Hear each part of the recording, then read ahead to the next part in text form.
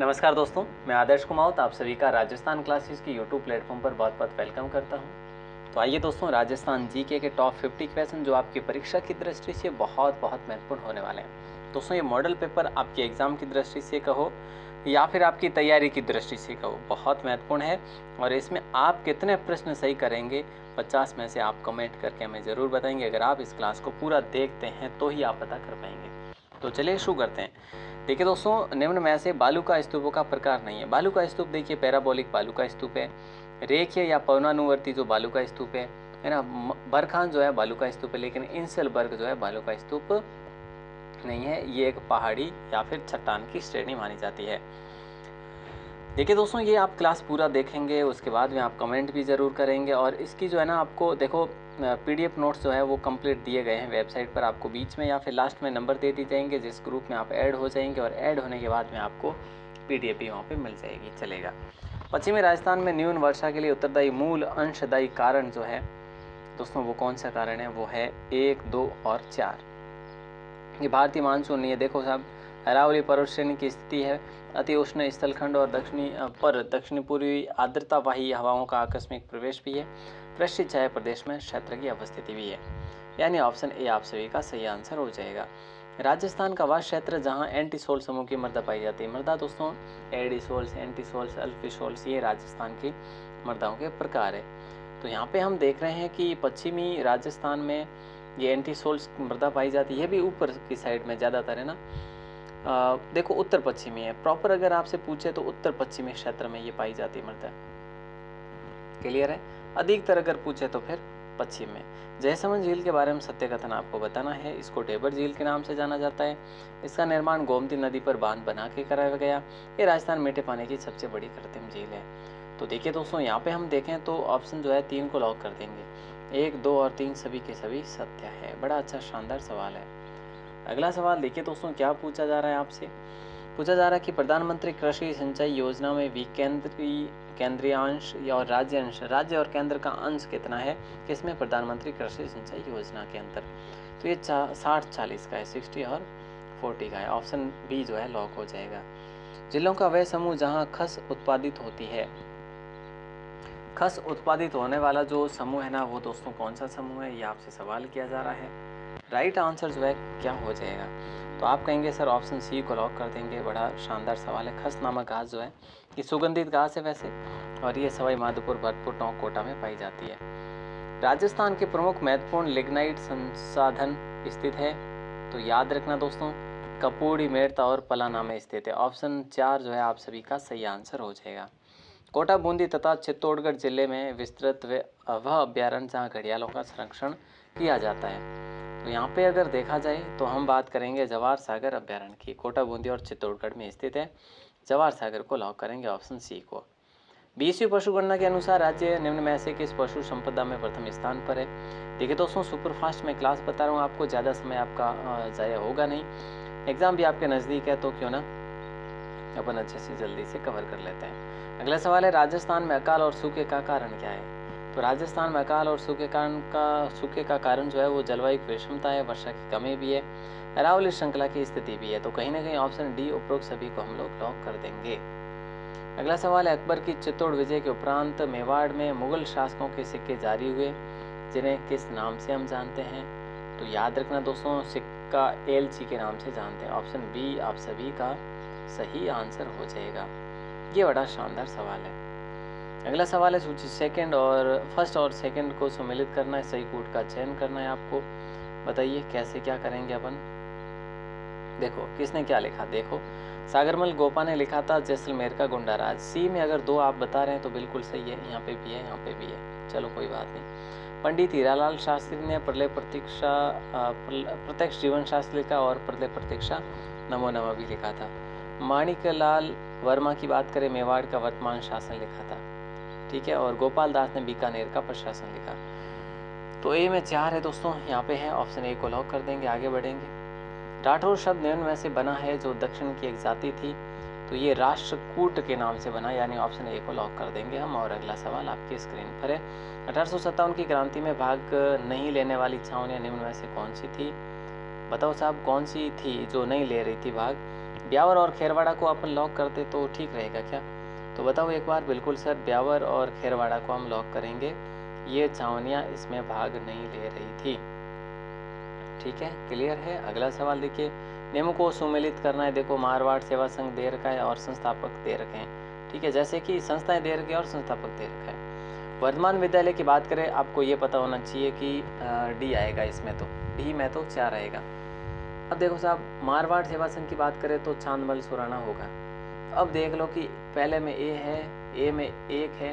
ठीक है, okay clear. और यहाँ पे 4 है, तो फिर ऑप्शन ए को ही लॉक करो और ज़्यादा समय बर्बाद ना करो। अगला सवाल देखिए।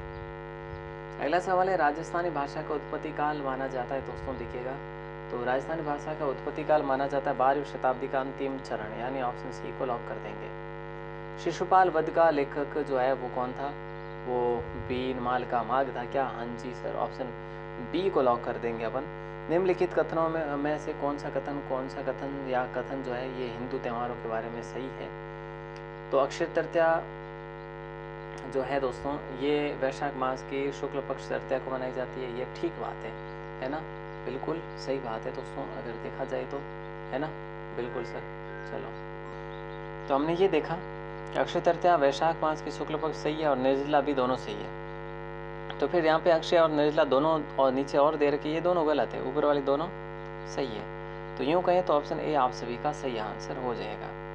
राजस्थानी महिलाओं द्वारा गाया जाने वाला भक्ति जो गीत है वो लोकगीत, जिसमें राम और कृष्ण दोनों की लीलाओं का वर्णन भी देखने को मिलता है। तो उसमें हरजस जो है, इसमें देवी देवताओं के लिए ही ये जो महिलाओं के द्वारा जो भजन किए जाते हैं या फिर कह लीजिए कि जो गीत गाए जाते हैं उसे हरजस का नाम दिया जाता है। वह शास्त्रीय नृत्य जिसे अपन दूसरे नामों में राती जोगा कहते हैं, और राती जोगा में हरजस का प्रयोग किया जाता है। वह शास्त्रीय नृत्य जिसका उद्गम स्थल राजस्थान माना जाता है दोस्तों, तो वो है कथक दोस्तों। ऑप्शन सी को लॉक कर देंगे। और ये कथक जो है ये जयपुर से इसकी शुरुआत हुई थी। अगला सवाल, राजस्थान के प्रथम पारसी थिएटर यानी थिएटर कह लो या फिर रंगमंच कह लो दोस्तों। ठीक है, तो क्या होगा राइट आंसर बताइए। बड़ा शानदार सवाल है। देखो, इसकी शुरुआत की बात करें तो महाराजा राम सिंह के समय इसकी शुरुआत हुई थी 1878 में, यानी कि ऑप्शन ए आप सभी का सही आंसर हो जाएगा। और अगला सवाल है, सवाई माधोपुर दौसा और करौली क्षेत्र में प्रचलित ख्याल है। तो यहाँ पे जो है अपन देखेंगे तो निम्न में से शहरीय जनजाति का नृत्य नहीं है। अगला क्वेश्चन है, तो देखो सॉरी ये इसको देखना है हम भी। सवाई माधोपुर दौसा और करौली क्षेत्र में प्रचलित ख्याल कौन सी है बताइए। तो अगर इसकी अपन देखें तो यहाँ पे तो आपका राइट आंसर हो जाएगा भैया ऑप्शन डी खेला ख्याल। और निम्न से शहरीय जनजाति का नृत्य नहीं है, तो शहरिया का नेजा नहीं है, नेजा भीलों का है ना। तो इसमें आपका ऑप्शन बी हो जाएगा राइट आंसर। ये भी बड़ा शानदार सवाल था। गोगा जी के गुरु कौन थे दोस्तों बताइए। गोगा जी के गुरु कौन थे? तो गोरखनाथ थे। ऑप्शन ए आप सभी का सही आंसर हो जाएगा। गोगा जी के गुरु थे गोरखनाथ। और खींची जाति की कुल देवी जिसके मंदिर को भक्त दरगाह कहते हैं, खींची जाति की कुल देवी दोस्तों। तो इसका राइट आंसर क्या हो जाएगा? ऑप्शन ए आई माता। जी बिल्कुल। चलिए, ये सवाल तो पहली बार ही अपन देख रहे हैं। अगला सवाल देखिए कि आपको पूछा जा रहा है इस प्रकार से प्रश्न कि फर्स्ट को सेकंड के साथ में सम्मिलित करना, यानी कि प्रधान पीठ और पंथ। देखो, दादू पंथ की बात करें तो नारायणा जयपुर में, नारायणा अब वैसे हालांकि दूदू में हो चुका है। ठीक है, दूदू में चला गया नारायणा, लेकिन दादू पंथ नारायणा को करेंगे अपन। पहले में 4 कर रहे हैं। और राम स्नेही शाहपुरा में करेंगे अपन। राम स्नेही जो है शाहपुरा में, मतलब 3 में 2 कहीं आ रहा है, तो यहीं पे आ रहा भैया 3 में 2। तो ऑप्शन ए आपका सही आंसर हो जाएगा। बिल्कुल आसान सा सवाल है। और वल्लभ की बात करें तो फिर वल्लभ आपका हो जाएगा नाथ द्वारा, निम्बार्क हो जाएगा सलेमाबाद। क्लियर है। अगला सवाल, निम्न में से किस मंदिर को खंभों का अजायब घर भी कहा जाता है? तो खंभों का अजायब घर कहा जाता है रणकपुर के जैन मंदिर को दोस्तों।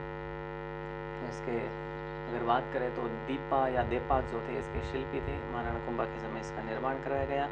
धर्णक शाह इसके जो है करवाने वाले थे निर्माण। बिनोटा क्या है दोस्तों बताइए। दुल्हन के विवाह का बेस है, या दूल्हे द्वारा तोरण मारने की रस्म है, या दूल्हा दुल्हन की विवाह की जूतियां। बिनोटा अगर देखा जाए, अगर आपको याद है तो बिनोटा दूल्हा दुल्हन की विवाह की जूतियाँ, जिसे बिनोटा कहा जाता है। निम्न में से असत्य कथन आपको बताना है। कुंभलगढ़ का किला जो है राणा कुंभा ने 1448 से 58 के मध्य, बिल्कुल ठीक है। मेहरानगढ़ का किला राव जोधा ने 1459, सही है। नाहरगढ़ का किला मानसिंह प्रथम 1614, क्या ये सही है? यही तो गलत है। जूनागढ़ का किला महाराजा राय सिंह 1589 से 94 तक, ये सही है। लेकिन ऑप्शन सी जो है दोस्तों ये गलत है।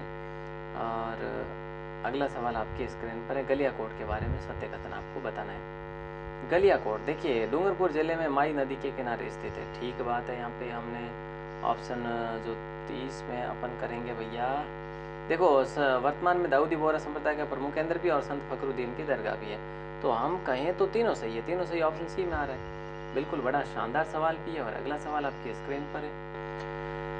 तो मारवाड़ में दामनी क्या है दोस्तों, बताइए क्या होगा राइट आंसर। आप कहेंगे सर ओढ़नी का एक प्रकार है दामनी जो है, ठीक है।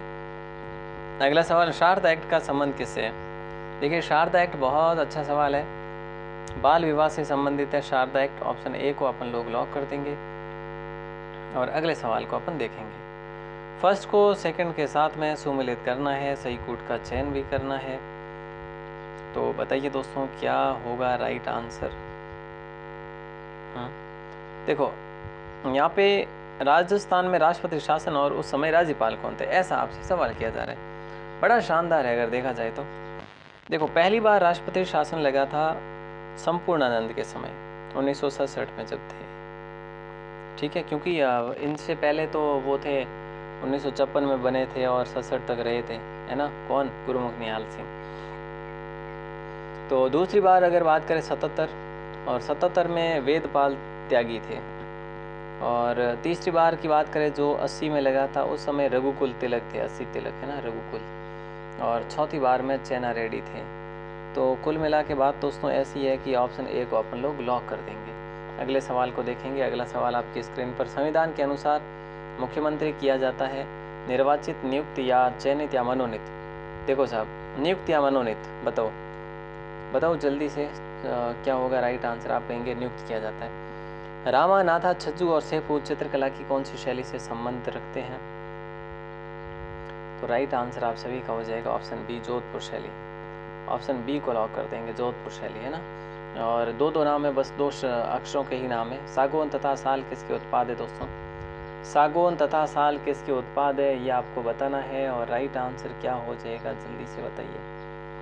ये भी बड़ा शानदार सवाल है। सागौन तथा साल किसके उत्पाद है? तो याद रखिएगा ऑप्शन ए को लॉक करेंगे, उष्ण कटिबंधीय शुष्क पर्णपाती या फिर पतझड़ी वन। ऑप्शन ए आप सभी का सही आंसर हो जाएगा। तो यहाँ पे ऑप्शन ए आप सभी का सही आंसर हो जाएगा। अगला सवाल है, जनसंख्या के आकार में राज्य का दूसरा सबसे बड़ा जिला कौन सा है? तो जनसंख्या में अगर देखा जाए तो वो जोधपुर ही है दोस्तों, है ना, या अलवर है, बताओ।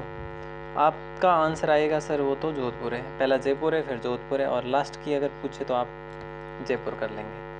राजस्थान के प्रथम विधानसभा उपाध्यक्ष कौन थे? राजस्थान के पहले विधानसभा उपाध्यक्ष की बात करें तो श्री लाल सिंह शेखावत थे दोस्तों, ठीक है। उपाध्यक्ष की बात हो रही है। अगर अध्यक्ष की बात करें तो फिर नरोत्तम लाल जोशी होते, लेकिन फिलहाल हमारा उपाध्यक्ष पूछा है तो फिर लाल सिंह शेखावत। पाखड़ा नांगल परियोजना किस नदी पर स्थित है दोस्तों, ऐसा सवाल आपसे किया जा रहा है। राइट आंसर आप सभी का हो जाएगा ऑप्शन ए, सतलज नदी। निम्नलिखित युगों में से कौन सा सुमेलित नहीं है? देखिए ये बड़ा शानदार सवाल है। नागल बांध, सतलज नदी, सरदार सरोवर परियोजना, नर्मदा नदी, नागार्जुन सागर, गोदावरी। गलत है ये, ठीक है, बिल्कुल गलत है ये। और हीराकुंड बांध, महानदी, बिल्कुल सही है। तो अगला सवाल है, देखिए कि किस प्रशस्ति में सूरसेन नामक राजवंश का उल्लेख मिलता है हमें? तो यहाँ पे अगर देखें अपन तो राइट आंसर जो है ना वो ऑप्शन ए हो जाएगा, शूरसेन नामक राजवंश। सॉरी ये शूरसेन है ना, शूरसेन है, शूरसेन नहीं, शूरसेन। तो ऑप्शन ए आप सभी का सही आंसर हो जाएगा, बयाना प्रशस्ति, जो कि भरतपुर में मिली। राजस्थान में बहने वाली लूनी नदी अंत में कहाँ समाप्त हो जाती है? तो ये कच्छ की खाड़ी में चली जाती है। अगला सवाल देखिए, केसरी सिंह बारठ की कर्मभूमि कौन सा जिला रही है?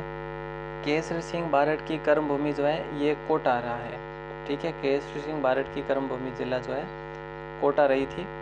और अगला सवाल आपकी स्क्रीन पर है, देखो साहब अमीर महाकाव्य के लेखक आपसे पूछा जा रहा है और राइट आंसर आप सभी का हो जाएगा क्या?